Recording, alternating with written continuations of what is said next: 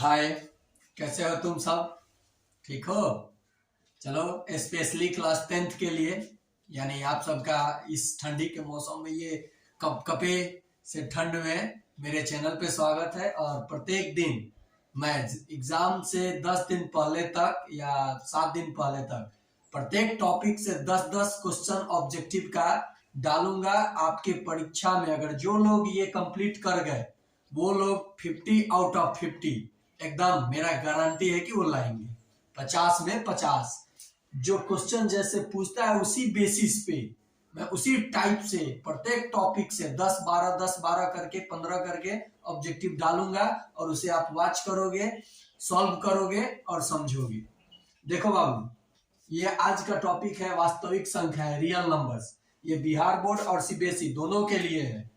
पहला जैसे आइए अब क्वेश्चन पे आते हैं। पहला क्वेश्चन है, ये तो बहुत आसान क्वेश्चन है। √5 है तो √5 रूट में p बटा क्यू में नहीं लिख पाओगे, किसी का वर्ग भी नहीं है तो ये सभी जानते हो पूर्ण होगा नहीं, प्राकृत होगा नहीं, परिमेय होगा नहीं। क्या होगा? अपरिमेय। समझ में आया?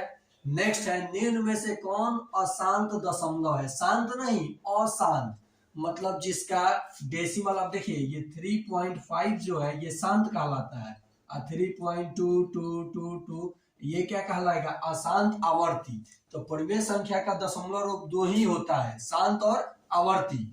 तो ना अब देखिए जरा ये क्या कर रहा है क्वेश्चन, निम्न में कौन अशांत दशमलव है? तो यहाँ पे हम बिना भाग दिए बताएंगे। तो मैंने बताया था कि जहां 5 हो और 0 हो, जहां 5 हो और 0 हो वो हमेशा क्या होगा? शांत। शांत होने की शर्त क्या है? p/2 के पावर n इंटू 5 के पावर m में जो भी परिमेय संख्या होगा वो शांत होगा।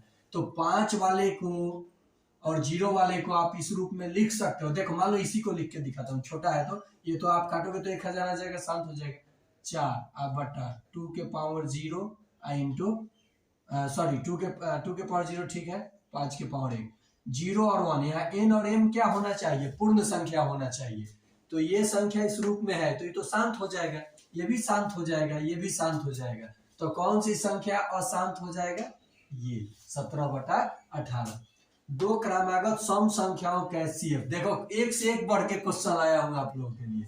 देखो बाबू, दो लगातार सम संख्या, मान लो कि 2 और 4 है, दो लगातार सम संख्या है तो इसका HCF क्या होगा? बड़ा नंबर ये है, छोटा नंबर ये। HCF निकालने आता है ना आप लोगों को? 2 2 जा 4, 0 आ गया। HCF क्या हो जाएगा? तो आप कहोगे सर 2। समझ में आया? नेक्स्ट क्वेश्चन है, संख्या 1440 में 2 का अधिकतम घात होगा। घात मतलब पावर, इंग्लिश में क्या उसको बोलते हो? एक्सपोनेंट के रूप में लिखते हो। तो देखो यार, अब ये कैसे निकालोगे? तो ये है 1440 में 2 का घात अधिकतम कितना होगा?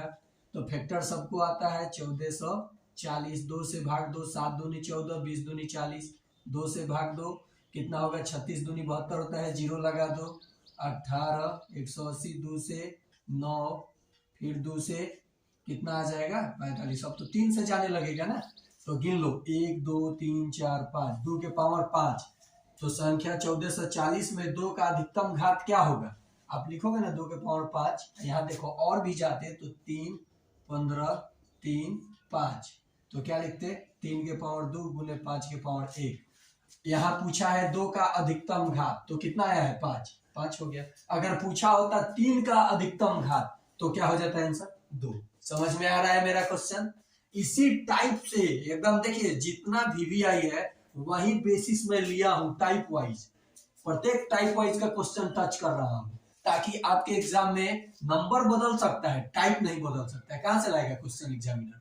देखिए नेक्स्ट क्वेश्चन है, 25 और 50 का LCM और HCF का गुणनफल। यहाँ क्या है? गुणनफल होगा। तो 25 और 50 तो बहुत आसान नंबर है। इस टाइप का अगर क्वेश्चन है तो 25-50 का LCM क्या होगा? 50। LCM क्या होगा? 50। और HCF क्या होगा? 25, क्योंकि ये दोनों संख्या 25 के अगले किसी नंबर से कटेगा नहीं? कटेगा। तो 25। अब देखिए गुना करना कितना आसान है। ऑब्जेक्टिव है तो ऑब्जेक्टिव की तरह चलिए। 25 5 125 लिख सकते हैं, एगो 0 लगा दीजिए। देखिए ऑप्शन में कहीं है क्या? दम है। अब देखिए ए, देखिए कल भी बताया था A और B सह अभाज्य संख्या हो तो HCF, हमेशा सहभाज्य संख्या का एचसीएफ क्या होता है 1। आंसर हो गया 1। कितना समय लग रहा है, टाइम देखिए, सॉल्व तो सभी लोग कर सकते हैं लेकिन टाइम बचाना है और सारे क्वेश्चन को टच करना है। सब्जेक्टिव में बहुत बच्चे एक ही क्वेश्चन में लगा देते हैं बहुत सारा टाइम, वैसे नहीं करना है। अगर जो नहीं आ रहा है उसको छोड़ दीजिए, आगे बढ़िए। उसको लेकर के डिमोटिवेट होइएगा तो आप एक भी क्वेश्चन सॉल्व नहीं कर पाइएगा। वहां पे डिस्टर्ब हो जाता है इंसान, चाहे कितना भी बड़ा तैयारी करके कोई गया हो, वो एकदम हेजिटेटिव हो जाएगा। आप रिलैक्स माइंड से जो आ रहा है सॉल्व कीजिए, जो नहीं आ रहा है उसको लास्ट टाइम में देखिए, आप अपना दिमाग लगाइए, वो बन जाता है।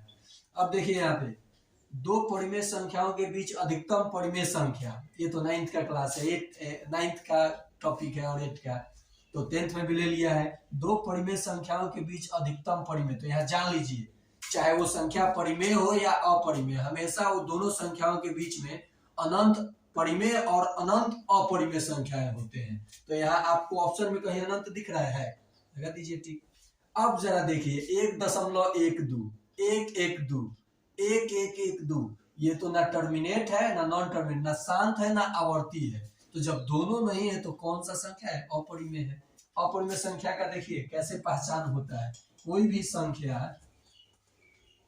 पहचान कैसे करोगे संख्या को, कोई भी संख्या x point y y z y y z y y y z इस टर्म में रहे तो अपरिमेय होता है। तो ये कैसा संख्या है, अपरिमेय। अब देखिए यूक्लिड विभाजन प्रमेयिका के लिए शर्त होगा, यानी आप जरा ढूंढिए क्या a equal to B Q minus R होता है, क्या a equal to B Q by R होता है, जरा यहाँ कोई नहीं। अब यहाँ देख लीजिए a equal to B Q plus R, यही ना यूक्लिड डिवीजन लेमा या प्रमेयिका बोलते हो।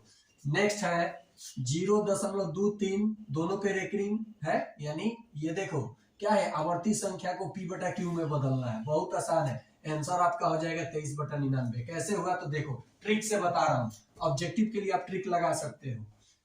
जितना संख्या दिया है लिख लो, ठीक है, बटा में दशमलव के बाद जितना संख्या डिजिट है उसको गिन के 10 के पावर में लिखो, घटाओ। दशमलव के बाद डिजिट देखो बिना रेकरिंग वाला है कि नहीं है, जितना होगा उतना के पावर 10 के पावर लिखना पड़ेगा।